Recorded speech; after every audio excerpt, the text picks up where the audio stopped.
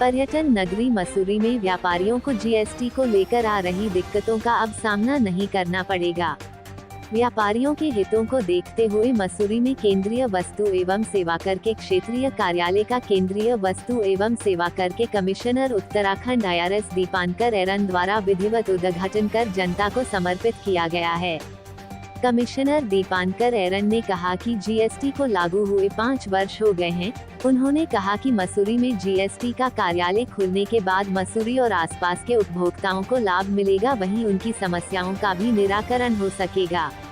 उन्होंने कहा कि पूर्व में जीएसटी को लेकर आ रही समस्या और उससे जुड़े सवालों को लेकर उपभोक्ताओं को देहरादून जाना पड़ता था, परंतु अब मसूरी में भी कार्यालय खुल गया है। इसका लाभ यहाँ की जनता को मिलेगा।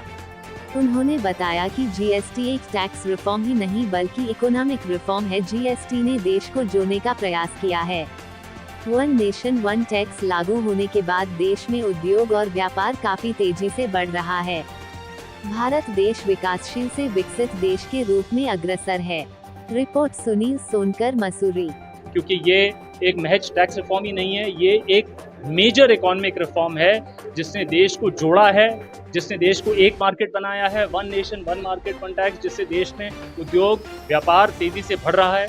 और हम अब लोग करीब 1,67,000 करोड़ राजस्व हमारा आया मई के महीने में, और हम अग्रसरित हैं एक विकासशील से विकसित दिशा में। जो स्थान भारत का 2000 साल तक था, जब भारत 20 से 25% विश्व जीडीपी कंट्रीब्यूट करता था, 1700 तक जब हमारे यहाँ अंग्रेज आए, उसके बाद जाने के बाद हमारा मात्र महज आज की तारीख में 3.5% जीडीपी हम कंट्रीब्यूट करते हैं। तो ये एक रिफॉर्म उस दिशा में है जो भारत को दोबारा विश्व गुरु की स्थिति में और लाएगा। रेंज है ये बहुत समय से, क्योंकि देहरादून मंडल की सबसे महत्वपूर्ण रेंज है। यहाँ हमारे करीब 20,000 करदाता हैं, सामान्य करदाता हैं, जो कि पूरे उत्तराखंड के करीब 10% हैं। और मसूरी से करीब 450 करोड़ 430 करोड़ के करीब राजस्व की प्राप्ति भी हो रही है देश को, समाज को, जो देश निर्माण में बहुत महत्वपूर्ण योगदान दे रही है।